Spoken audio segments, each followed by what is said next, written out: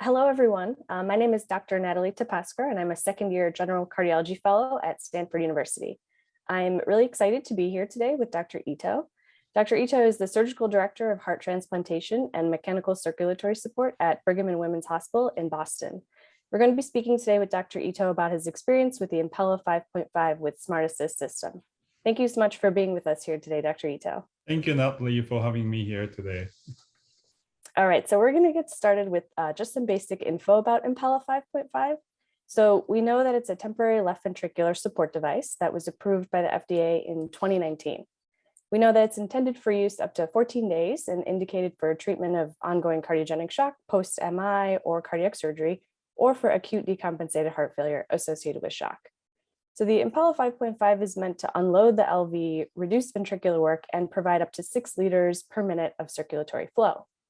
Dr. Itoh, could you start off by just explaining to us the basic procedural details on how the Impala 5.5 is placed and any key differences in its structure function compared to the Impala 5.0? Absolutely. So surgery usually starts with the general anesthesia and endotracheal intubation, and we approach through the either left or right axillary artery, mainly right axillary artery because it's more proximity to the aorta, ascending aorta. Then expose the axillary artery, sew a graft on, which is usually 10 millimeter dacron graft, and then the end of the dacron graft to place the PLA sheath followed by wire under fluoroscopy. Wire goes through the aortic valve. Then through the wire, we place the Impala 5.5. Then surgically, it's very straightforward. As long as you have vascular surgery training, it can be done. Then 8 millimeter graft is also possible to use. It's a little bit tricky, but it's definitely possible for especially smaller axillary artery down to 6 millimeters. So we can sew an 8 millimeter graft and place that device in. When it comes to the comparison compared to 5.0, 5.0 used to have the pigtail catheter at the tip of the device, which actually was a little bit made us life a little more difficult when we wanted to turn the device to position nicely. Now 5.5, we don't really have any pigtail now. So it's more flexible from the positioning standpoint, and also the device is a little bit shorter, and the more flexible, the motor part, the rigid part is 40% shorter, I believe. So it's, even if you have tortuous brachiocephalic artery, axillary artery to the ascending aorta, it's more user-friendly, surgeon-friendly to place this thing into the heart. Thank you so much for that explanation. So my next question is regarding the risk of bleeding and clotting with Impala 5.5. So in your experience, does the Impala 5.5 confer a higher risk of hemolysis than other percutaneous LV support devices? And what is your general practice and recommendations for anticoagulation with Impala 5.5? So anticoagulation is still quite debatable field when it comes to Impala management. So Impala 5.5 has got a purge solution going through the motor and the system irrigating. The amount of heparin we use is pretty small dose because the purge solution goes like 2 to 6 milliliter per hour. Which is much less compared to 5.0, means that the heparin goes into the system is much smaller dose. However, the cable goes through the brachiocephalic artery, which is obviously the main source for the brain, and you don't want to have any thrombus or anything along the cable. Therefore, a lot of management, we try to utilize the systemic heparin. Except the situation that, post cardiotomy situation, we had a major surgical intervention, but a regular, cardiogenic shock situation, not really, not the post-surgical situation, we tend to utilize the systemic heparin with a PTT goal between 60 to 90. That being said, those patients, stay on heparin for a long time can cause heparin-induced thrombocytopenia or bleeding from the stomach, intestine, or retroperitoneal bleeding. The type of bleeding event can happen, but I don't think it's any higher than any other mechanical circulatory support device. hoping to be lower because the heparin dose, we can go really low. Then when it comes to hemolysis, the compared to larger cannula, bore cannula, ECMO support, Impala device spins a lot, 36,000 RPM, with the 5.5, but compared to CP or 2 and 2.5, it's much less spinning. So the 5.5 doesn't really cause any clinical hemolysis, although LDH goes up to 500, but that's not really causing any, T color urine or anything, which is not that different from a durable LVAD type of thing. So from that perspective, 5.5 is pretty durable, a very durable device when it comes to hemolysis. That's awesome. Thank you so much.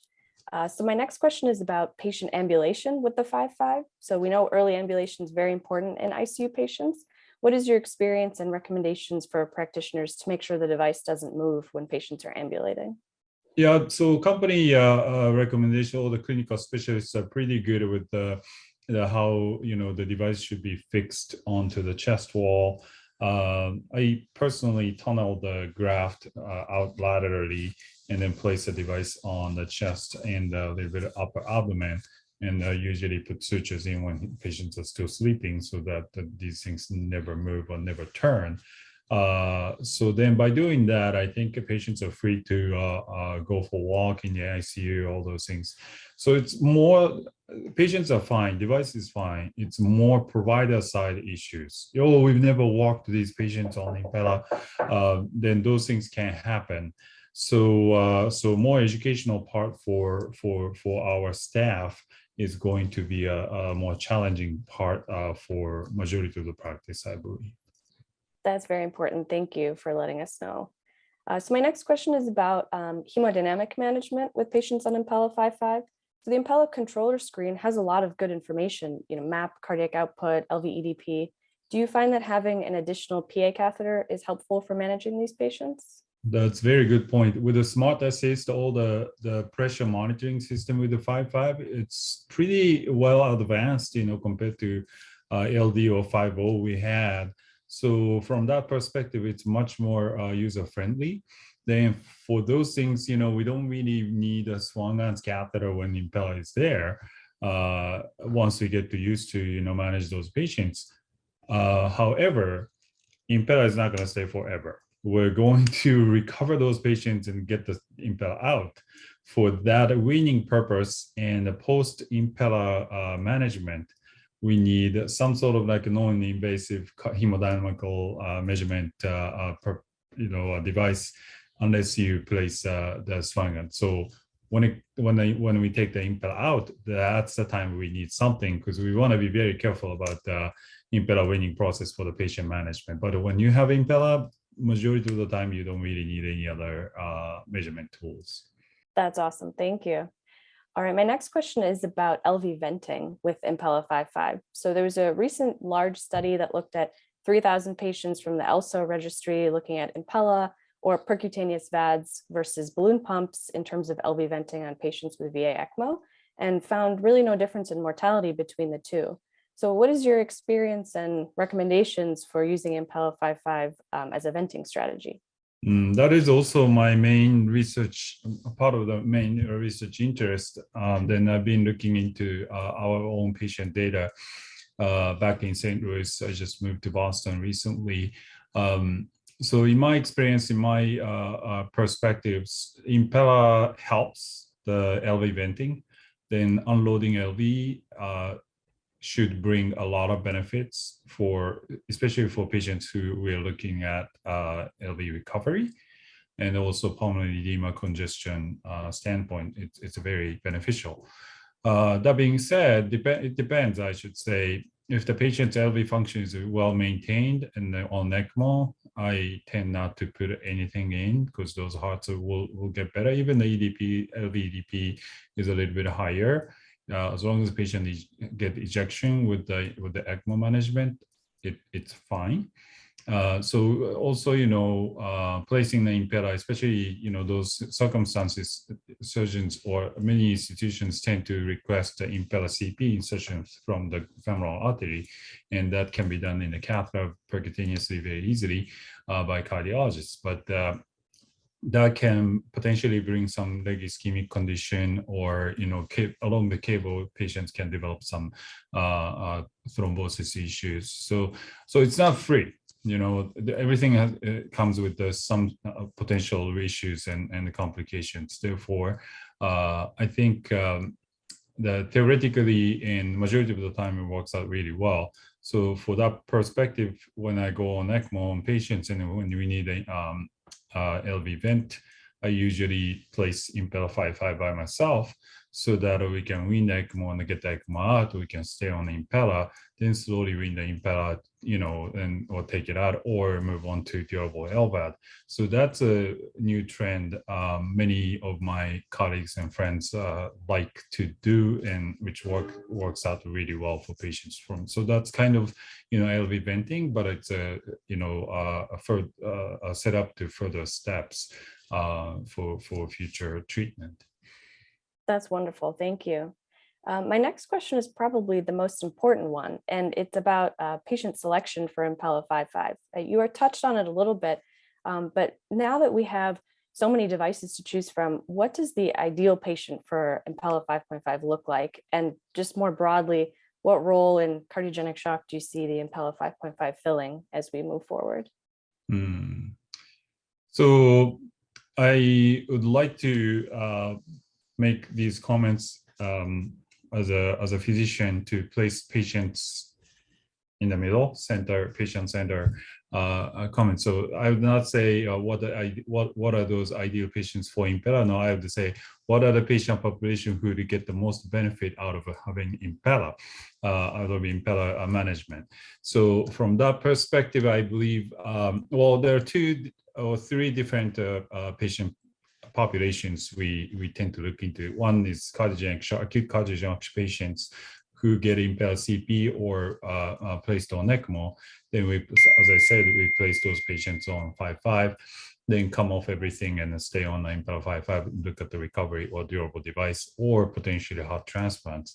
Then another population is heart transplant patients who are waiting for hearts, and we place those patients on balloon pump, who are not on LVAD. We place those patients on balloon pump, or some patients slip away with the balloon pump support. Then next step would be placing Impala 5.5, which usually helps out our patients. I've done this type of setting in the waiting for 4, 5, 6 weeks on Impala to get a heart ready for these patients.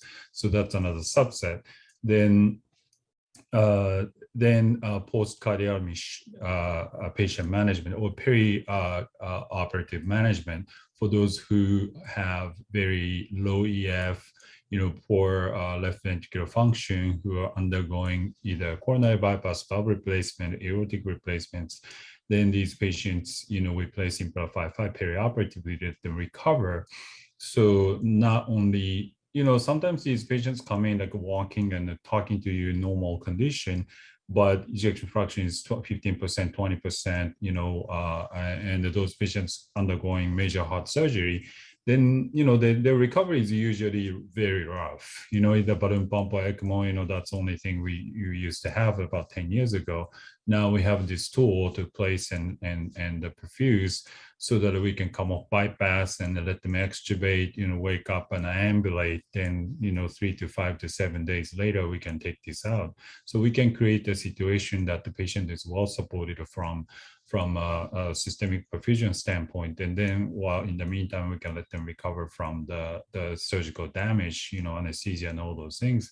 So then we can create a situation, valves are replaced, even if the ejection fraction is still 20%, but patients are up and awake and doing all those things and recover from the surgical damage. So that's another major benefit of this device that, patients are getting a lot of benefit. Wonderful. Okay, my last question for you is actually about when the Impala 5.5 originally received its FDA approval in 2019. So it added to our already pretty large armory of temporary mechanical circulatory support devices. Would you say that you were an early adopter of using the Impala 5.5? And what is your general advice for practitioners when they assess new technologies that hit the market? That's a very tricky question. I'm not that early adopter to new devices. However, you just have to believe in your gut. If you see and try and some of those devices, and if you think that that's going to help your patients, then just go for it. And that's always, I tell myself, is this a really good thing for this patient or not? So even if companies pushing all those things, well advertised, your colleagues are recommending, no, don't listen to them. Just listen to yourself. So I believe that's going to really bring you a good outcome. And you want to be a doctor, you want to be a good man, good guy, good lady. So that's what I would say. That's awesome. Thank you so much, Dr. Itoh. This was incredible. I learned so much from your experience. Thank you for sharing with us. Thank you very much. Thanks for having me here today.